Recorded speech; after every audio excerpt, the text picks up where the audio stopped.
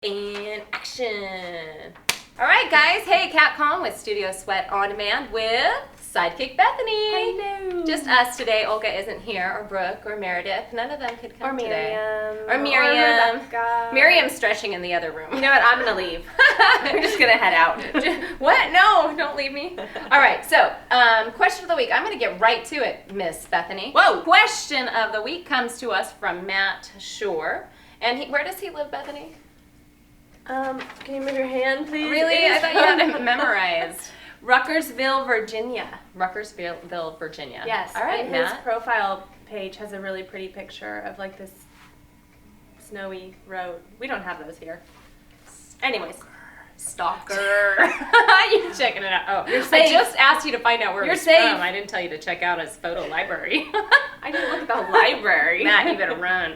Anyways, Stop. Matt says, and I think this is a great question. Matt, I'll be there next week. Yeah. Being a golfer, I understand how important muscle memory is. How can I ensure I'm pedaling efficiently on both sides? And what he means by that is the front and the back of the pedal stroke. I feel like I only push down on one side and don't necessarily pull up at the same time with the other leg. Can you recommend a drill or ideas so that I get that muscle memory that I'm looking for? Okay. All right, so that's a good question. And I talk about it in my classes a lot, the push-pull action. And so I'm going to give my 2 cents and a couple of things that I have my class do. And then Bethany, you can do the same thing, okay? I'm going to give no sense. You're going to give no sense. You tell people mash, mash. Absolutely. So wrong. Mashing is a term that's used when people only push, okay? And that's all quad, and that's why you'll see some outdoor riders especially have really big quads and they're not balanced out. In spin class, at least with my class, I tell people to focus on the pull almost more than the push, because the push is natural. The push meaning, Eric, can you get down here?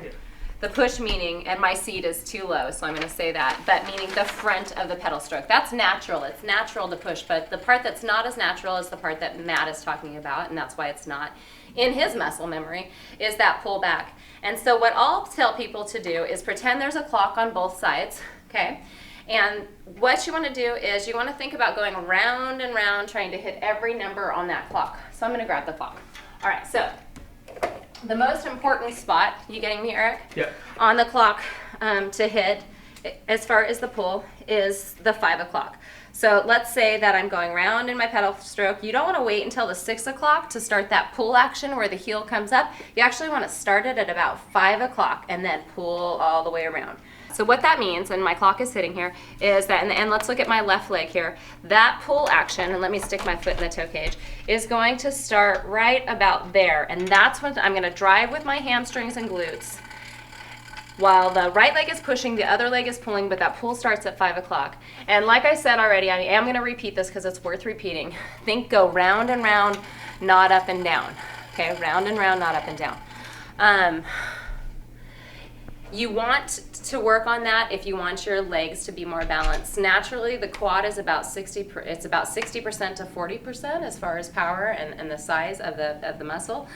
And so what I shoot for, and if you look at my legs, and if you look, and I'll just show you my legs, they are more balanced. So I have almost as much hamstring as I do quad. And the reason for that is I practice that pull.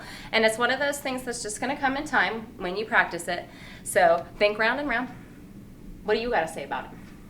I think another part that you can practice is if we're in the pushback hover position, when you're hovered back, focus on the pull. And you got to kind of do it mentally also. You do.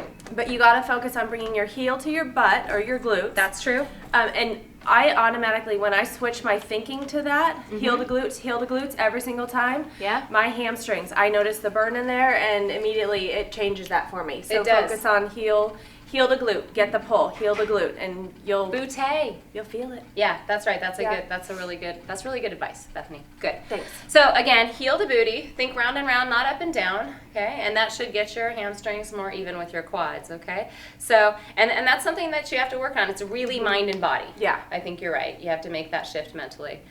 So I hope that answers that question for you, Matt. What do you think? I used to have some instructors when I was first starting out who, Single leg. hated this drill because I nailed myself a few times, but they would do a single leg drill. So they would have people be clipped in or, still in the toe cage on one side and actually put your foot right here in the middle and have you, their spike has a ton of resistance, so I can't even get it to go. But have you doing, single leg stuff, and I'm wearing jeans today, so you're really going to get a great shot. Yep. But single leg stuff, the only problem is if you're doing this far into a class, I don't like it because this part gets sweated on and it gets really slippery and I've fallen off.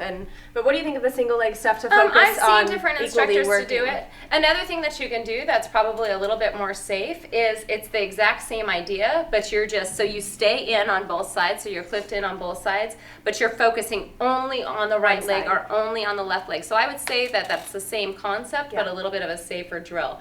So you're pumping around, as far as drills, Matt asked for drills. You can do that where you're pumping just with the right leg, then just with the left leg, focusing on the push and the pull action at the same time. So let one leg go dead. Exactly. So it's just kind of along for the ride while the other one is doing all the work. So I would say that that's probably a safer drill. Okay, good. Okay.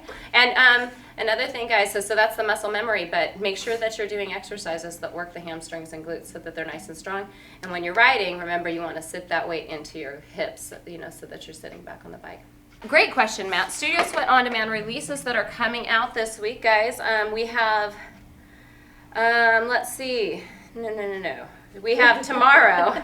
This is why I don't trust Bethany. Okay. Yeah, I don't trust tomorrow, my straight up spin is coming out, you guys. Yay! I know, I'm super excited. It's my first downloadable straight up spin that's going to be released for Studio Sweat On Demanders. That comes out tomorrow, you guys. So again, that's available for all Access Pass holders for free to stream. And if you want to download it, even if you are an All Access Pass holder, you can download it. You don't have to be a member at all, and you can download it. And also, it's just a little bit more expensive, $8 versus $6 or something like that. Gotcha. Okay, so that's available. That is a full 60 minutes of spin. Anybody can do it, though. You can get through it. I know some of you wonder. And then your icing on the cake is Miriam is actually providing an awesome, it's probably about an 8 to 10 minute stretch at the end of that class. So don't be scared if you see the video length is a little bit. How long is it, Eric? I think it's like 105. Okay, so that you're going to see that the class video is about a minute or an hour and 5 minutes, but the last 8 minutes or so is just nice stretching, well-deserved stretching. Yeah, very nice. And then on Thursday, that's when Meredith's Speed Sculpt is going to come out. So that's about a 26-minute sculpting only session led by Meredith. It's Meredith. Brutal. It's actually really good. Good. It's those ladder drills. Yeah. You'll see. I know. Yeah, I got the idea from her. All right, guys, that's all I have for you. If you have any questions, remember to post those on our Studio Sweat On Demand or Studio Sweat Facebook page. That's all I got for you. Okay. Have a great day. Bye.